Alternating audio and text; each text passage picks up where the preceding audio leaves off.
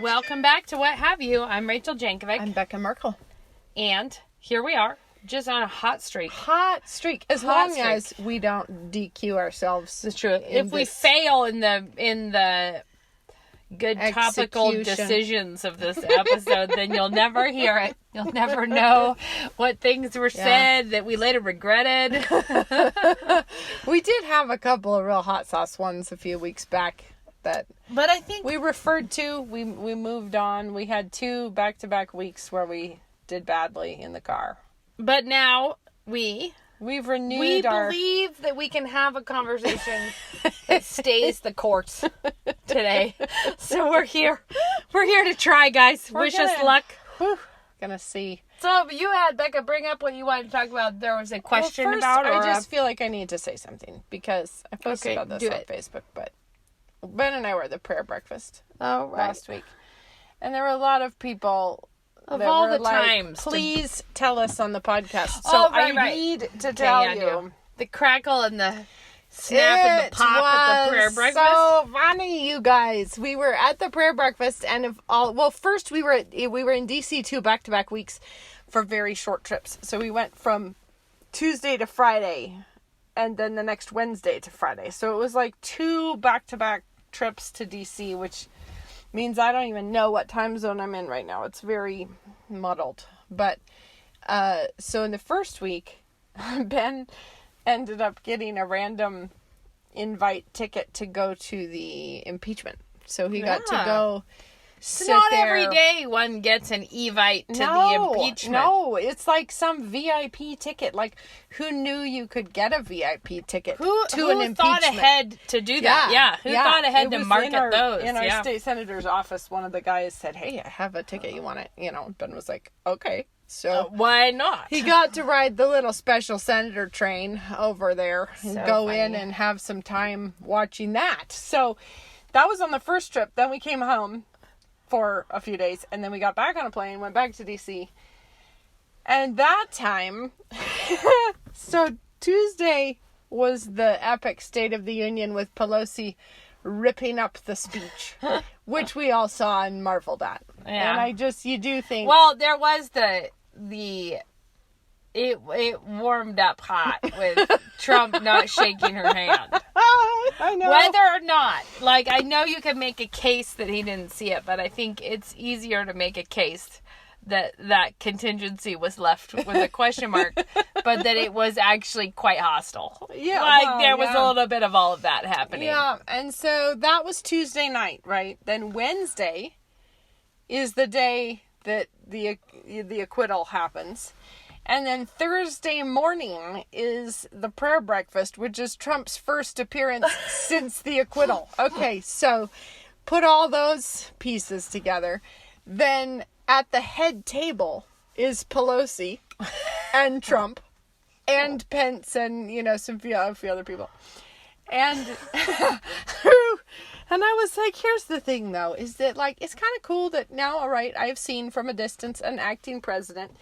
But, it could have been George Bush on a random Tuesday doing something at a hospital, Yeah, but there you were for this moment of... He came out... rubbing Pelosi's face in it. Well, and it was so funny because the whole prayer breakfast is trying to embrace the spirit of across the political divide, we can still love one another. One thing we do real well is not have personal animosities. We just don't. We don't need to vilify. There's a lot of that going on. Well, then Trump was a little bit late, so we were already sort of a ways into the program when Trump arrives with great fanfare because they play the loud music and everyone stands and it's this big everyone's clapping. Is it the music that he always needs to play? No, it's not. Doesn't he play a Proud to be an American? No, he plays a Rolling Stones song a lot. No, that's when he leaves. When he leaves, yeah. But the one that one that happened at the march, pro-life march, was that proud to be an American, and you have to laugh because you're like, but are you though? Are all these billions of people out here marching in our national pride, or is it our national shame that we're out here about? I feel like in this instance, it was less our pride. Might have needed more of a maybe a little more sobriety mournful tune. But The thing is, no, it wasn't that one. It was just a lot of trumpets and things. And then he came out and then... Trumpets. I don't know what it was, but it had that sort of like fanfare. They had it when Pence came into Mr. and Mrs. Pence. What do you call them? Mrs. Pence? Anyway, both of them came out. I'm pretty sure you call her Mrs. Pence. Yeah, do you? Or is there a title? Maybe Madam Vice President. Madam. She's not. I retraced my steps. You know what, though? The President. First Lady of Rwanda spoke to us the night before, and I discovered through the way they addressed her that she is Your Excellency. So that's something. But you don't call the Mrs. Second Lady Your Excellency. Now you No call American her is an excellency. Second Lady of the How United do you address States. her? Yeah. Is the informal title held by the wife of the Vice President. They referred to her as the Style. second. Her style is Mrs. Pence. Okay, all right. So there we go. Mr. and Mrs. Pence. We're allowed to They just were call up her there. that.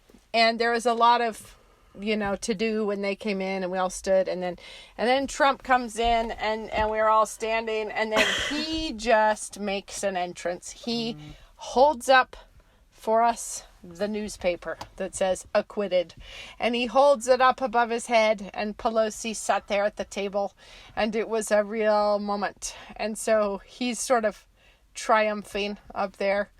And then after this time, they get Pelosi to get up and pray. So she has to come forward to pray, which is not her skill set. And she's no doubt a woman of great talent, but praying aloud is not the one. Nope. And clearly she was probably really having a big time anyways with this. And then as she gets up, everyone claps as she's introduced to come forward, and Trump does not. He folds his arms. He does not clap. And then, I was dying. It was so much extra. Then we get a speech from Arthur Brooks, and it was a lot of also like, don't call your enemy, your political opponents, evil and stupid. They're not evil and stupid just because they disagree with you, etc., etc. Love your enemies, all sorts of things. You're just texting people. Stop! Don't tell the listeners. I'm listening to you. But then he gives this big talk, love your enemies and so forth. He said some good things, love your enemies is in the Bible. He did, however, seem to sort of muddle across the difference between you can love your enemies and fight your enemies. Both. Those two things scripturally can both coexist. Anyhow, there was a lot of no, we must all be friends with our enemies. And I don't think that's what scripture is saying. No, not required. But he gets up and he does that. Should we treat our enemies in such situations as this with dignity and respect? Of course. Yes. Well, he sits down. Trump gets up and says, yeah, I don't know if I agree with that. Trump said that? Or yes. Oh, it's so and then good. And then he kind of laughed. He's like, no, it was a good speech. It was a good speech. And he good was like, talk. But I'm going to do something really weird. Yeah, and then he immediately launches into, there are some evil, stupid people, And he specifically called out, Romney. Not by name, but not at this. Yes, he did, because he said he doesn't agree with people who think that was a direct jab at Romney. Oh yeah. Then he also did it to Pelosi, where he said he doesn't think that people who aren't praying for someone should say they pray for them, and that was Pelosi said that she prays for the president. So he both particularly poked old Romney in the eyeball and Pelosi. Well, I knew he was poking people right and left, but his whole joy in life seems to be that. Well, then he gets a little further into the thing, and he gets to the bit where he's trying to compliment all of us.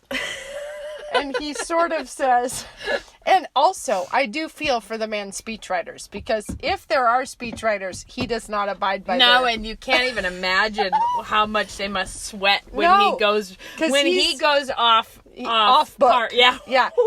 He was off book, I think, quite a lot of this. And anyhow, he's like, and you're beautiful people, and you love people. And he's like, and sometimes you hate people. And then he sort of laughed, and he was like... You never said a truer word. But then he goes, I'm trying, okay? I'm working on it. He's like, I'm working on it. But it's hard when they impeach you for no reason.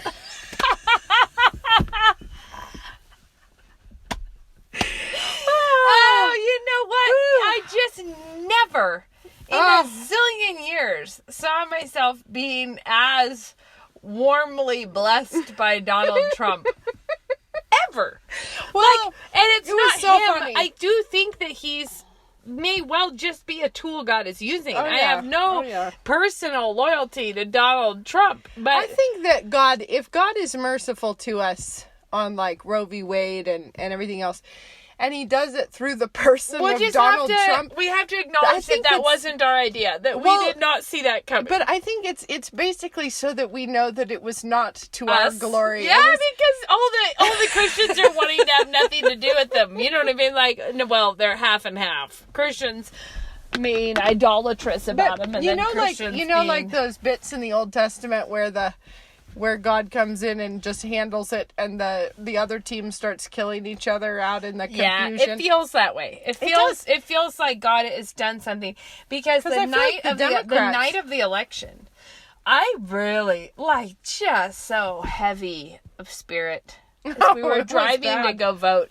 I kept feeling like, but how can this be? Mm-mm. Like, how can it be this way? No. And then as the evening wore on, and the effervescence that started happening. I didn't vote for Trump. Neither did I. No. And as we started realizing that Hillary was losing, things just got giddier and giddier. I know. Like, until it was like, you're joking.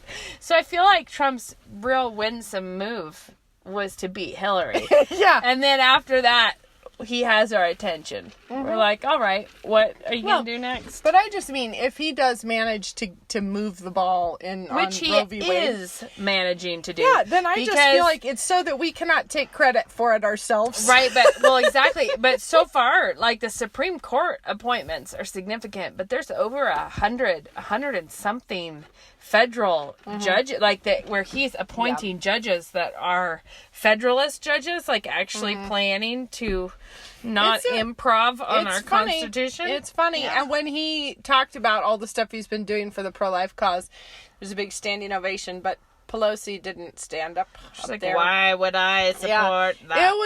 It was a day that was hilarious to be there. Becca's social life has really gone up. So here I had lately. A funny week. She soared to the halls of power this week and to watch everyone in the halls of power having bad attitudes and being hilariously human. I think that's the thing, is it makes you really realize we are governed by humans. I keep saying the halls of power when clearly I meant the corridors. Yeah, the corridors. It's funny because something just seemed wrong with that, but my thesaurus of my brain was not helping me. But anyway, it turns out they're people, and they're behaving like the people.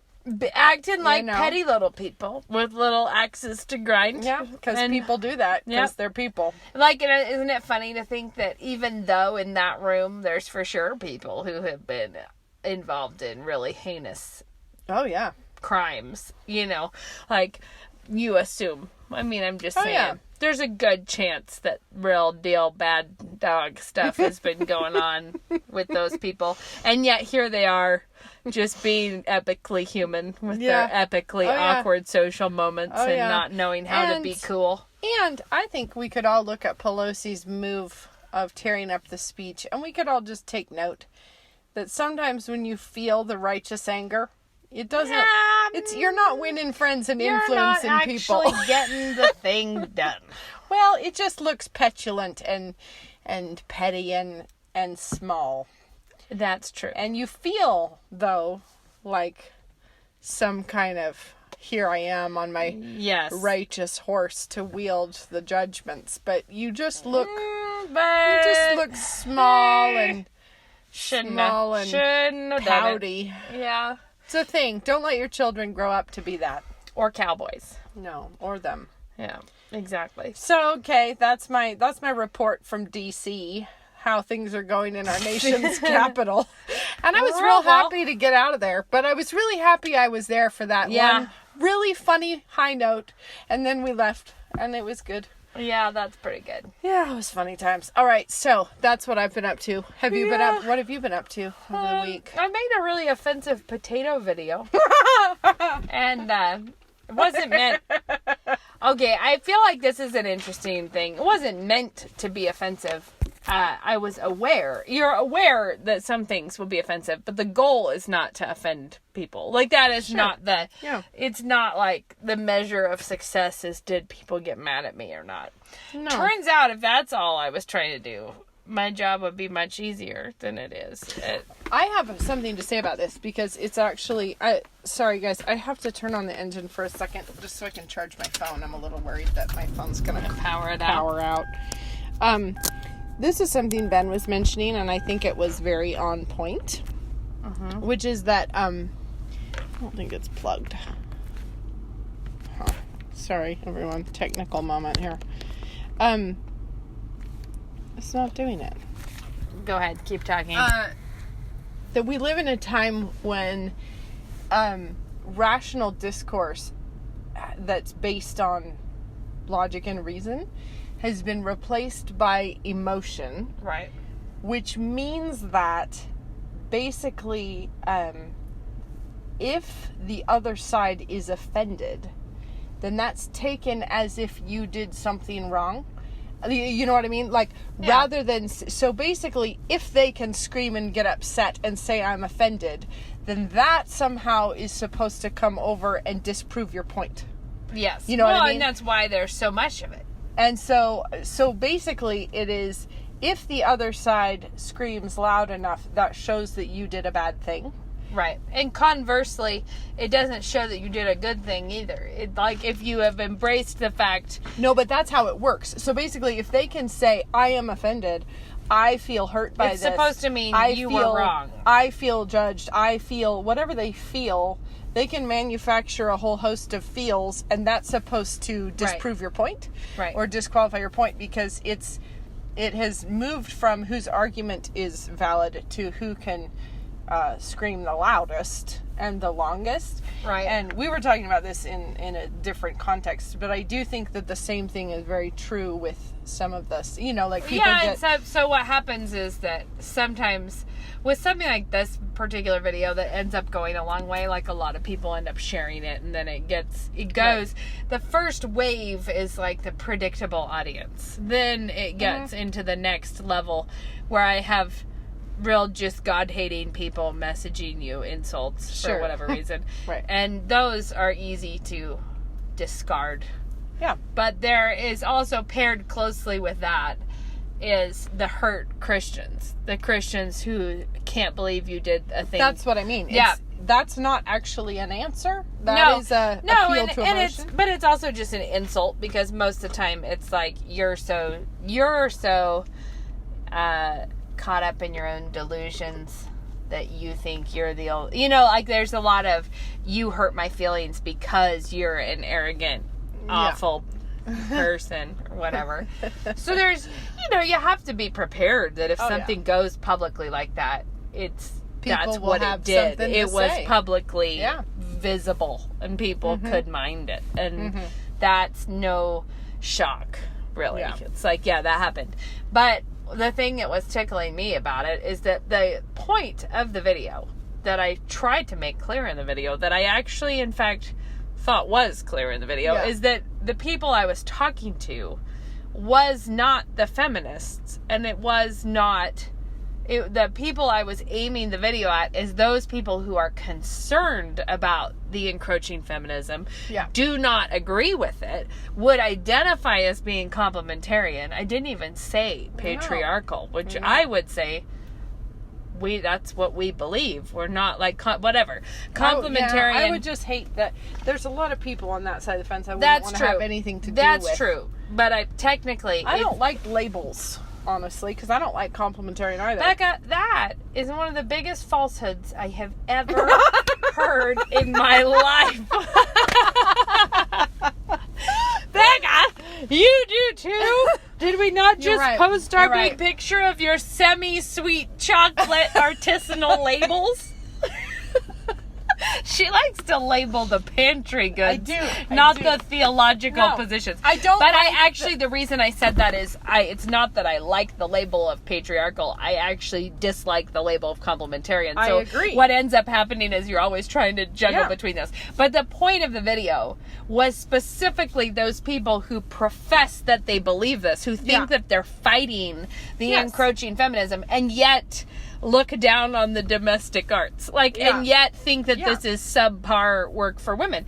And that was the point. So my point was actually not trying to prove that Beth Moore, Amy Bird are feminists. It was about the people who are bemoaning the influence of Beth Moore and Amy Bird and are not actually then living out their own belief system.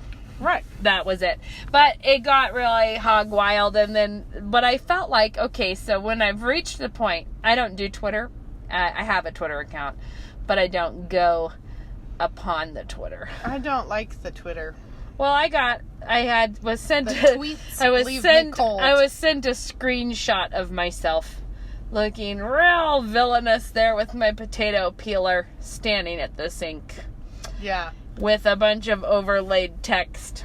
Oh, good. And it was labeling me as slander. Just a slander. You're a slander? I think I am. Like an anthropomorphized slander? It just says slander. Let's see. Slander is what it says. And weirdly, she puts, what is the argument that will silence this encroaching feminism? ... with Amy Bird, which was not what I said, that it was with Amy Bird. I mentioned Amy Bird in the video, but the quote, it's not that I said encroaching feminism with Amy Bird. Slander. But when I click on it, because someone sent me this link. Okay. Yeah. When I click upon it, you know what I get? Nothing. You are blocked from following this account. And viewing their tweets. You may not view the tweets that feature you as a slanderer. I felt like, and in summary, we have our answer about whether I need to engage with that or not. I felt like that was kind of poignant, really. I think it's pretty good. But then the thing that I was loving, I was sent some screenshots of this on Twitter. Is this large-scale gathering of feminists all hustling to boast about their domestic skills. Oh my word. And they don't get the point. They don't get the point of the video. No. But second after this, they get things like this. I genuinely enjoy a lot of, quote marks, housework and, quote marks, women's crafts. I just do it all with my walls covered in feminist art because the patriarchy isn't taking my voice or my love of quilting.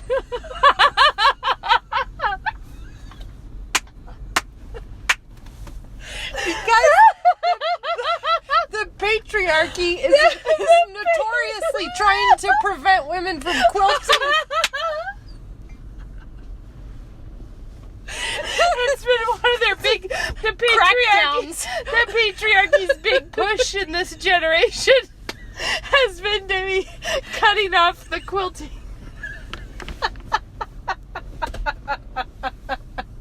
And then somebody said something like, well, I just made a bunch of, I'm probably mashing up a couple of them. I just made a bunch of freezer crock pot meals. Checkmate, Jacobic. Take that. Take you that. I just feel like, man, I never saw it coming that feminists would be tweeting their domestic work at me. But I'll tell you that I feel fine about it. I feel like, well, you showed me. I have a question, Rach. Wait. Oh, but Beth Moore's daughter was led to tweet that her mother peels potatoes. Which I also felt like I never meant to insinuate that Beth Moore didn't know how to peel a potato. But we're glad to know it and have it for sure. Good. For sure, it has now been, Good, yeah. She peels potatoes. Yeah, Send verified. me a recipe, Beth Moore. Send it up if you have a good one. I'll take it. No, but I have a question for you because I get pitched this upon social media. You know how they give you ads they think you'll want and love? Yeah. Do you get advertisements for Progressive dish towels? Are they like ones with rude remarks? No. They're actually really quite... I mean, they're all terrible and liberal, but there's something going for them in terms of their, like... And it made me think, like, come on, we could do this. We could do better than... It's like all these old feminist posters that are sort of like... noticeably they don't have the temperance ones. They're just this suffrage. They're not into those. But it's like women's suffrage posters on dish towels and made into pencil bags. And because they're kind of like these vintage posters, there's something kind of neat about them. And but they're terrible. It's all like, but they're called something like Progressive dish towels or something. Oh man! But you can take a quiz on their website to find out how progressive you are. Like, it's very pro LGBT everything, but it was like trying to merge. But it's like a crockpot cozy. Trying to merge the domestic with the feminist liberalisms. It's really is interesting. It is funny. But, well, no, I haven't seen those. Oh. I got pitched that one that I nearly took my breath away that one time, and I've never recovered. It was the. I just don't know how it came to be the one-man spa. It's like a steam cupboard for yourself. And it's like it's like a little tarp. A zip-up cozy. A zip-up tarp that you can't absorb the shock it gave me when I first saw it. Because it's like a zip-up thing. Like, okay, so someone's modeling it. So someone's like sitting in a chair and they have this tent over them, except for just their face is coming out the top. So it's like an interesting, weird tarp over a chair with someone's head sticking out the top, and it must produce steam somewhere. But it was on one of those ones where what it suggests scrolls.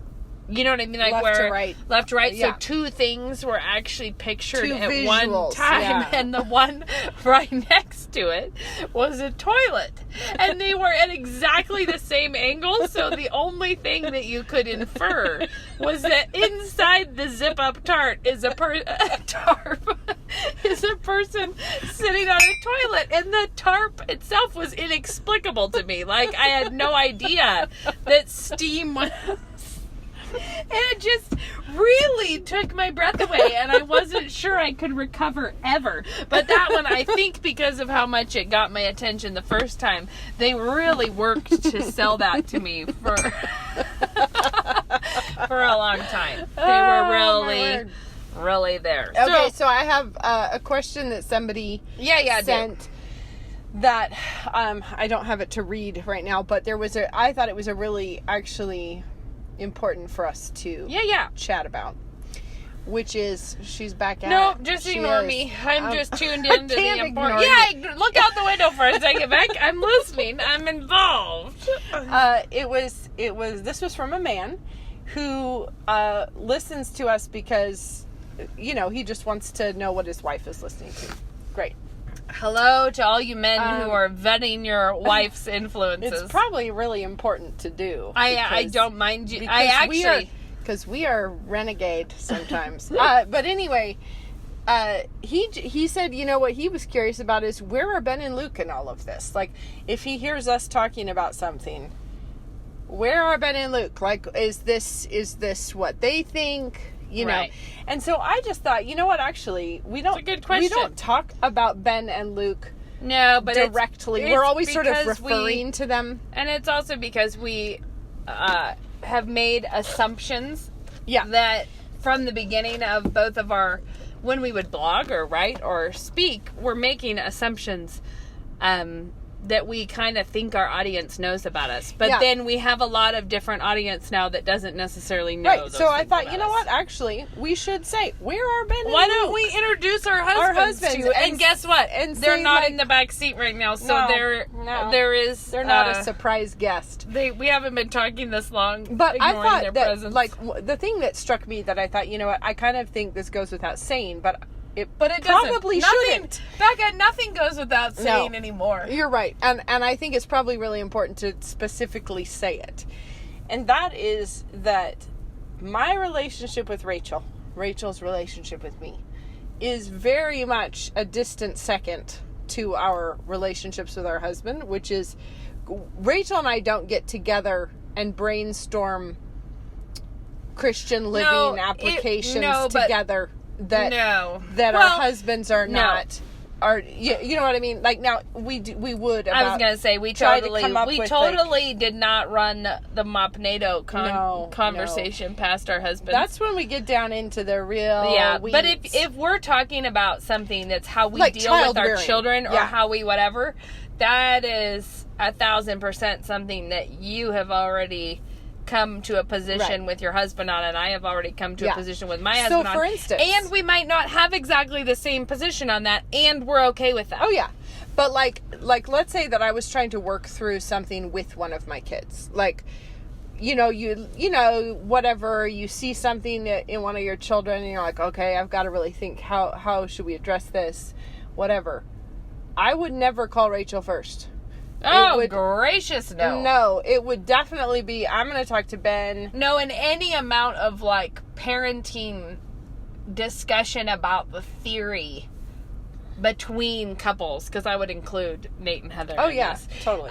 Is the fact, it is all way distant second to having as spouses. Yeah, or like, I would never call mom and say, no, we're having this parenting thing, what do you think? No, great googly moogly, no. Without first, like, I could totally see it where if I said, what do you think, should we get mom and dad's take on this? Ben might be like, yeah, let's do that. And then we would get a take. Or, like, we talk about parenting stuff. We talk about parenting stuff, you and I, all the time. But we actually keep a pretty careful fence up around, like, for instance, I would have a hard time really sorting through the rules. But one thing that would never happen would be being like, Becca, I'm having the worst time with this kid. Like, that would not ever. There's never been something like that. No, but that is a conversation that would only be had with Luke. Yep. I could say one of the things we are working through right now as we are trying to do this. So Luke and I would be a united front in our dealings with you and Ben, or Nate and Heather, or mom and dad. So there is no Rachel's gonna go see how many of the family team up with her in this plan of attack with child. Who's so, Also, we would, and I think this is just actually a really important principle for everyone all the time, but it's one thing to tell funny stories on your kid when they're little, like Moses.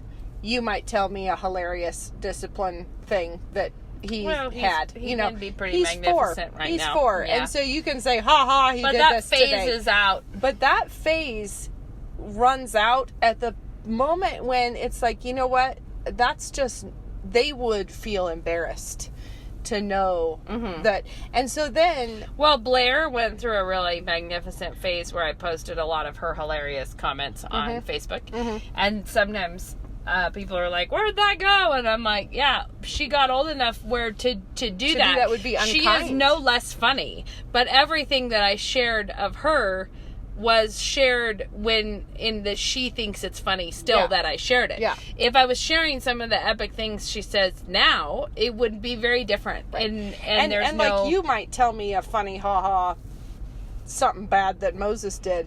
I would never tell you something bad that one of my teens did. No, you just wouldn't. Well, and I'll be clear that I have teens too, and I wouldn't tell you any of that either. No, it's like there's, and also my teens aren't doing a bunch of bad stuff. I should be clear. I would just say that we would talk, when it's older kids, we would talk still very freely about principles and about things, but not at all in a way that our teenagers would be embarrassed to hear us talking about them that way, or that they would feel self-conscious or like, oh great, so now my aunt and uncle know that I was having a bad attitude about my outfit. I mean, like, that's just not the kind of thing we do. But in the same way, we don't talk to one another about our marriages in ways that would be like I said this to you earlier. Well, I said this to you earlier.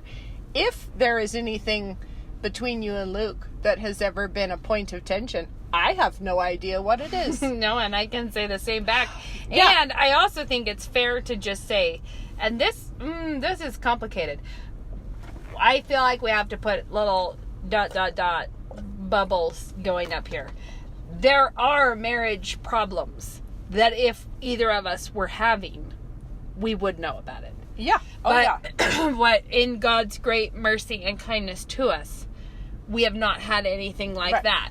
So meaning this is not to say if you're in the middle of a gnarly marriage problem, no one should know. This is actually about the boundaries of married couples functioning as one rather than as like the wife contingent. Two rivals. Yeah. Clearly, you guys all listen to us. You know Becca and I are very close in some ways. Oh, yeah. In other ways, we're probably much more distant from each other than many Christian friend women are. Probably. And that's something that we think ought is not important. To be so. If your friends know that you've been struggling with disrespecting your husband because you think that he's doing something appreciate you enough. Well, then what that is a hot mess. And so the point here is not like, do you need to get counsel? That's not what I'm talking about. We're just talking about the boundaries of functioning as a unified couple, right. Where it's not, I'm not free to do that kind of thing. I wouldn't. And I think because of that. And I don't need to because you're on the same team. Yes. But I think that's the other piece here is that so if I go and talk to Rachel and say, well, this is what our principle is in dealing with kid stuff on this front. Let's say we do that. Yeah. What I'm talking to Rachel about, and this is true on the podcast, is going to be me representing Ben's position. Yes. Not me out in the hinterlands coming up with what I think. You have not written your own position paper that Ben has not heard tell of yet. No. And so basically my discussions on all of these topics that we chat about, okay, not all of them, if I was going to get into a big complicated question about how to organize the junk drawer, that's going to be Rachel, probably not Ben. But on anything of importance, any principial things, I have had those discussions with Ben first, and I know where we stand. If you told me, if we were having a discussion and you said, well, this is how we see it, and you tell me your position on something or what Ben said about something. If it was like, well, and Ben says this and this is what he believes is happening. If I disagreed with what Ben said as represented by you, it's not you I'm going to talk to about it. No. Like I'm not going to be like, well, tell Ben that I said. If I was to have a concern, and when I mean a concern, I mean like a differing opinion. If there's just something that you're like, well, I don't know that that's really the case or whatever. Sure. I know we could have that discussion where you were saying things like, another way to look at it would be, we would have a full, there are lots of ways to talk about things that's not differing with each other. Mm-hmm. But I would talk to Luke about it. It would be us discussing what we believe. If there ever was an actual conflict of any kind, our husbands would be dealing with it, not us. And I don't even know what that would be. But no, I don't either. But my point is, it's not all free agents. No. We are both married women whose first loyalties are with our husbands. For sure. And so the thing is like, let's just say that there was some kind of a disagreement that we felt like, ooh, that needs to be hammered out. Yeah, it would be Ben would call Luke, or Luke would call Ben, and they would talk. But that's not really. That's not a part of our lives. It's not a part of our lives. Something. But that's how the chain of command. We're like, how does it work if it was? Yeah, and that's how the chain of command would go. And so, for instance, if let's say I was going to sail off and make a remark on Facebook that I knew to be, I'm going to lob a cannonball right now into the pool, just I'm about to do that. Right. I'm going to say something controversial. You were thinking about like peeling a potato on something the like internet? That. I am gonna call Ben at work and I'm gonna say, hey, I was thinking about saying this. What do you think? Yeah. And he's gonna be like, yeah, do it, go for it. Or often he'll be like, I'd hang on to that for now. Or you know what, here, make sure you add this qualification or whatever. Not if I'm just going to say something like, innocuous. But if I know that this is going to be a thing, like I'm about to say a thing, which happens. Because there are times when you know that you are speaking in a way that entails your husband also. And I run that up the chain of command before I do it. As do I. So, for instance, in that potato peeling video, which we have here on hand for a commentary right now, because it just happened. I peel potatoes. Man, actually, feminists. It turns out, guys, to my great disappointment, feminists everywhere know how to peel potatoes. But anyway, what were you going to say about that? Aside from that, I also like how that video accidentally portrays me as having a real potato-centric life, which I actually don't at all. So there's that. Just putting that out there. What I was going to say about that is, like, that one we knew would be significant. Right? We knew that would be one where I will get a lot of blowback, whatever. Yeah. No way would I post that or let Cannon post that without Luke seeing it first and without his input on if something was. I think I talked with him about because I think in the initial one, we didn't like the tone of the first text on this, because I don't make them. I'm not, other people are making it. So before I say, yes, that's great, let's share it with the world. Yep. I'm like, Luke, how do you feel about this? Yeah. And on Instagram, same with that. On any time that I have been in any kind of I'm not trying to give you the impression that my husband actually has the time to look at every comment I leave on social media or anything that I say, because he doesn't, and to a great extent, I'm acting as a delegate because I know what he believes about this. Yeah. And but he absolutely has veto power. If he 100% could say, I don't want you to do that right now.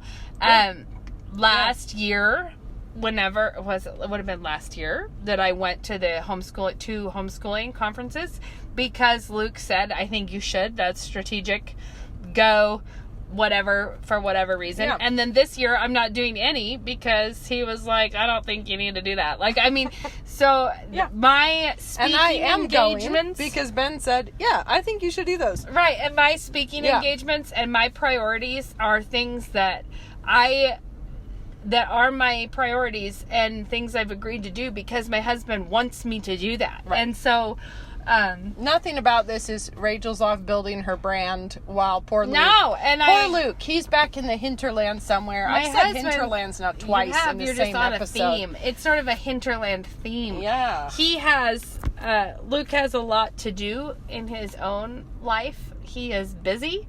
He works for a economic modeling software company when he is slammed with that, but he also serves as the chairman of the NSA board, and he's on our board of elders.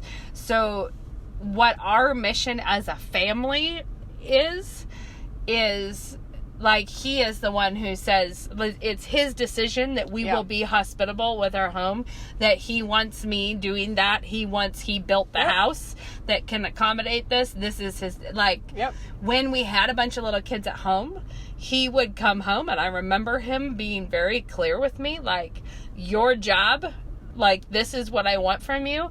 Your job, I don't care, as he is a kind and a godly man. I can remember more than one time being like, if I come home and the house is a total train wreck, but my children have been disciplined and loved, you are doing everything that I want you doing. He would knock out for me, your priority is being on, like, this is what I want happening here. And I don't mean by that he's Mr. Micromanager. No. Somebody made that. No. Where did I see that? I thought it was like one of the funniest things I ever saw. That was the sheer concept of a man micromanaging his wife. How funny it is. Like, it was a total... I feel like it was a secular article about how kind of... It was someone having that disillusionment with... whatever. It was just really entertaining talking about, can you imagine no man micromanages to the level that a boss does when you're like, sure. If you're at the grocery store and they're texting you constantly about your choices in leafy greens and how whatever. That was like an Atlantic article. Sidetrack that was irrelevant. Don't pay attention to that. My point is that he gives me structure and direction to what he wants me working on, but he delegates it to me. Like, I want you to go do that. And the thing is I feel like both of us talk a lot. So if we were at a family gathering, it's quite likely that you and I would talk more than the guys would. However, if one of them was like, but here's the thing, we would shut up and listen and be like, oh. Yeah, that is one thing. Luke is like a foot taller than me. I say like because I believe it is 11 inches. So he's close to a foot taller than me. Yep. And he himself is talkative. So I am not... in fact, back in the olden days, when Luke first came to town, and it was not love at first sight, but it was for sure the sense of the inevitable at first sight. It was not like, oh, I'm so in love. It was more like, oh dear. Oh dear. And there's a lot of funniness in that story. But one of the things is that I am a talkative person. I am a loud person when I feel strongly about something, whether or not it's important. Like, this is... Right. That's a whole story that nobody cares about. Because of that, I would, in my own areas, in my own turf places, could control the situation of what was happening. Which means that if I didn't like the direction that the conversation was taking, I could make everyone shut up and not go there. Bossy would be rude.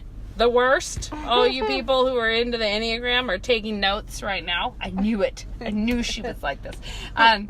But it was, I hope not. I mean, I have always had friends who have been able to put up with me and my bad techniques. But I remember a situation. Luke was there, and he started to, I would not have allowed someone to like tell a off-color anecdote in like, I was just like, no, I have my standards. If this is in my house, that's not happening. Like, whatever. Luke starts telling a story which focused on the surprise creational design of asparagus pea. That was the fact that some people can smell that and some people cannot. It was a story that played into that.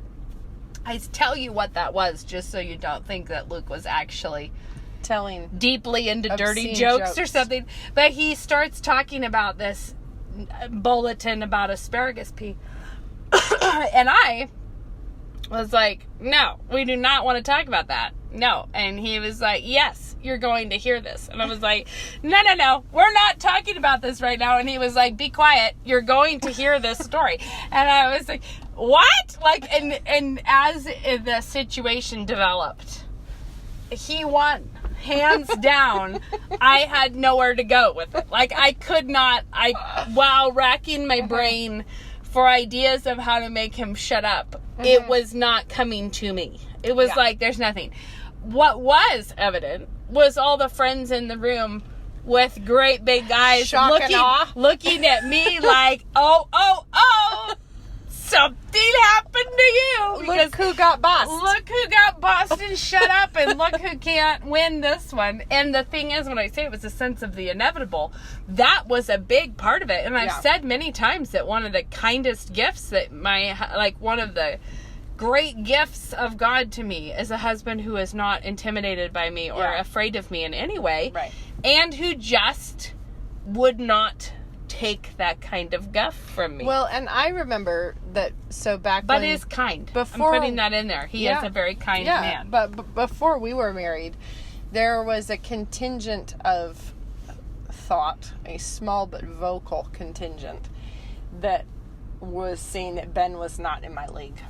And it was because he had come out of like public high school, went to U of I. Yeah. I went through the classical high school in St. Andrews. Yeah. I had read the great books. I had studied Latin. Ben had not. And I remember... How dare he? How dare Ben? Yeah. And there were people who were mightily huffy about that. Sort of like, this is an abomination what's happening. This ridiculous public schooled man. And the funny thing is, they weren't from here. They were not... No. They were not the... They were not our friends. They were, well, acquaintances, but they weren't coming through the same strain I was. It was more from an outside perspective of like, well, that's like, whoa. But as time has gone on to show us. But I remember Dad saying at the wedding in the homily, or when it was probably the charge, I remember he turned to Ben and said, you know, some people think that, it's basically like, Becca's gonna outrun you, kind of. Like she's got more whatever. Or more, you know, I can't remember exactly how I phrased it. And he said, but both you and I know that if I thought that was true, you wouldn't be here right now.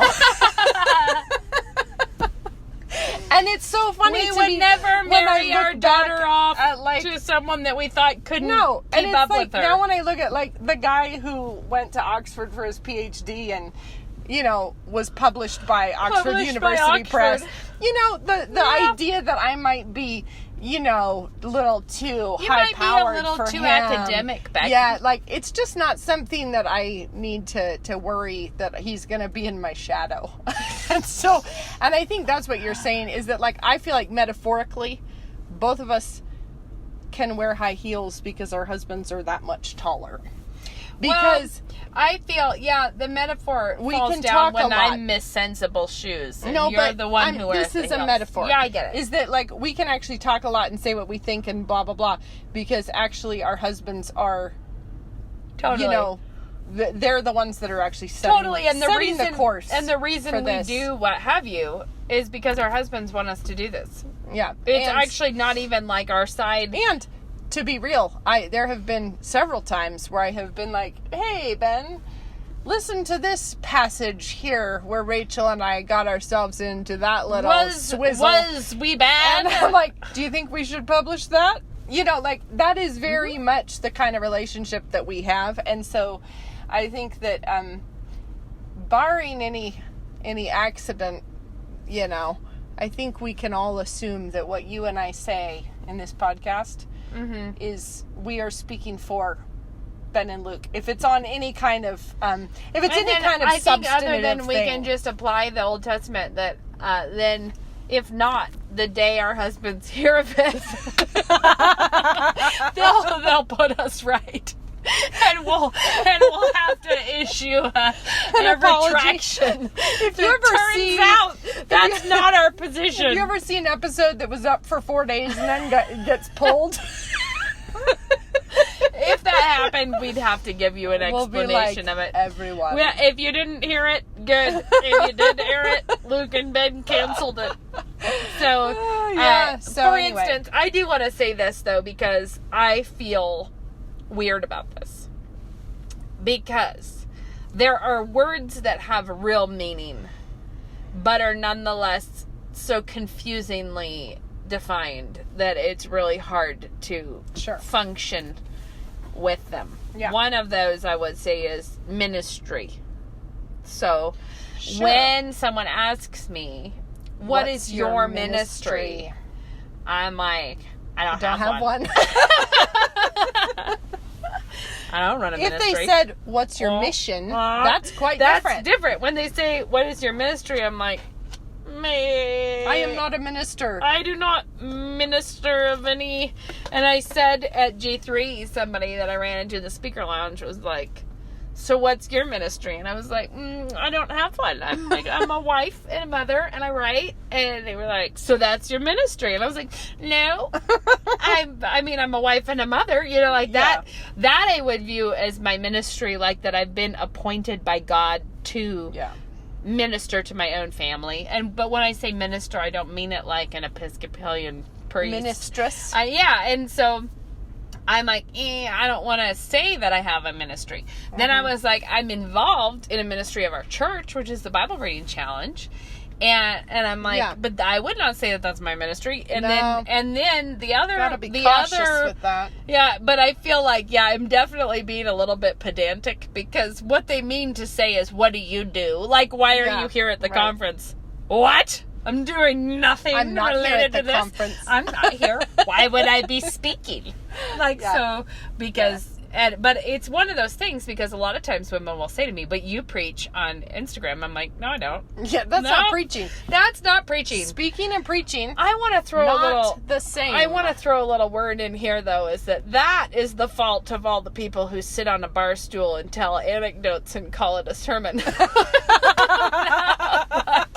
so true. I was like, that's the problem you're having, is that maybe you've never been preached at. Right. And a man who stands in man who is in a pulpit preaching the word of God to the people of God authoritatively in the assembled worship of his saints. That's a preaching. Sermon. That's preaching. And I don't do that, and there's no time I'm gonna. And that's talking at the grocery store about how you ought to confess your sins to the person who asks. That's not a sermon. That's not preaching. And even though people like to do little praise hands and say preach about stuff, that's a colloquialism. And so then you're like, so Rachel and I are not preaching right now, and we have no ministry. Although we have a mission, we have a goal. That there is a mission that we need to be a part of. But in both cases, both of our we're pretty cases, careful about our role in such a mission. And it is one of deference to our husbands. Yes, and that the mission that we are doing our own feminine part in is the mission that our husbands are engaged in. Yep. It's not separate. And it is downstream from what our husbands value and care about. And so, like, I've used this example before. Well, I don't know if I have on here. But if you have an army and they're fighting, that's a man's job. You know, like, that's the men's job. And they're going forward and doing that in all the different places that our husbands are working. They're working in all the fields as only men may. They're serving as elders. They're working the men's roles of kingdom building. And we are doing the job, not just us, all the women folk, is essentially camp followers. Like, we love the work that they're doing. And we're coming along supporting that and doing what we do. But we're doing what women are allowed to do. Like, this and what women are equipped to do. And not just... and are supposed to do, that we're being embracing what our husbands are doing. And I think that the thing that I want to just mention is when we talk about the platforms or your ministry or whatever, for a long time I was super hesitant on, so I really downplayed the social media side with Loving the Little Years and Fit to Burst. I really was not into social media in that way. With Yoo-Hoo, Luke made a principled decision about this. When Yoo-Hoo came out, and it was like, let's talk about that was when the Department of Hell No was born, or whatever. Luke said, it seems like you have an open shot at an idol. I want you to take it. Take it. Go after it. Go for this. So I'm like, all right, great. I will try to do that. And I've done that under his authority over me. Like if he thought that I was getting out of hand on that, I would not be doing what I'm doing. But at the same time, the reason that I'm okay trying to build when I don't like it when people say, how's your platform coming along? I'm like, my platform? Like, that's not what I'm doing. But although I understand that is a technical term, and I do have a platform. So there's, it's mixed messages. But the whole reason that Luke and I are comfortable with this, with what I'm doing on Instagram, or Facebook, or wherever I'm doing it, whatever it may be that happens, the potato video, whatever that is. The reason we're comfortable with it is that the entire goal with my public, it's not, you said I'm not trying to build my brand. I'm absolutely not trying to build my brand. And if you knew how many times we actively make a decision against branding, you would believe me about that. Like, if you knew how, like, going back years when I was like, heck no, we won't do a professional photo shoot. There's a reason, guys, and I know you can't escape having a brand, but there is a reason that a lot of my videos are not at all flattering of me, and that my hair is not great, and that things are going wrong in these videos. And that's because we're not trying to do something. Sure. We're not trying to do an alternate thing. All of this is too long of an explanation to say that we view my social media work and what I'm doing there is not to, like, sell my books or to get people to subscribe to my stuff or to have people to get more clicks, more clicks or to do whatever. It's for none of that. We view my work on social media as a freeway on-ramp to getting women into the Word of God with the Bible Reading Challenge. So we talk about some other things, and then... But even that's not you just off doing your own little hobby off in the bushes while Luke is over here doing his work. No, not at all. This is very much, it's very much the vision of people who love God and who want to use whatever tools we see that we have to work towards building the kingdom. So I have a tip that I think is pertinent to this discussion. All right. And this, I actually was just given this advice by a wife of a college president. And I thought it was just lovely. And so I am passing it on to you, not as my own original idea, nor one that I have had enough time to have it become a habit, but I really liked it a lot. And she said she learned to ask her husband every morning, what can I do for you that would be helpful today? Just before he leaves.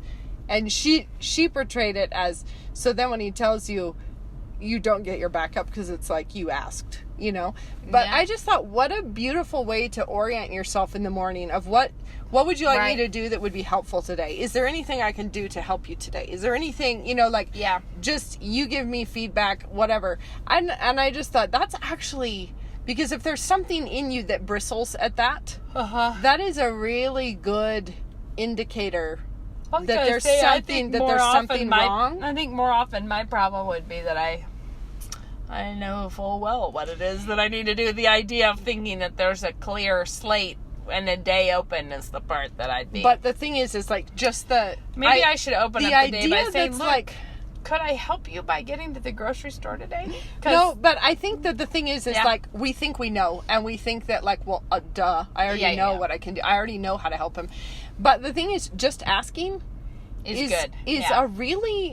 That's a really good exercise. And the thing is I don't think that there's something that like, now's his big chance. He couldn't say it before. But it might be interesting. It might actually reveal some things either in you that you bridle at that. Yeah. You don't want to ask, how could I help today? And I just thought that's actually a really fun and I think a lovely way. And I just want to throw this out there. When we talk about being under the authority of your husband, let's just say that my husband was like, I don't like this post that you were thinking about posting, and I think you shouldn't do it. Yeah. Which I can't remember that happening, but I definitely remember him saying things like, I don't think this is I don't like this. Kind of like, this is not the right direction, or, you should change this or whatever. Yeah. And that if you bristle like, how dare you tell me that? Right. That what you actually have heard is what Jesus wants you to do. Because you know that Jesus wants you to honor your husband. Yeah. And so even if what your husband is saying does not make sense to you, right, you have a word from the Lord. And it is, of course it's important to not make it be like, my husband is the Lord. No, of course not. But your husband is doing his job rightly when he shepherds you. Like that is a thing he should be doing. And to not receive it graciously is not what you should be doing. Right. So, exactly. All that is to say we never got to the other question I said we would get to. We'll do it next time. Yeah. Everyone, have a Hots and Tots day. And guys, feminist or not, peel a potato because it's open to you. You have the chance. All right. Bye-bye. Till next time.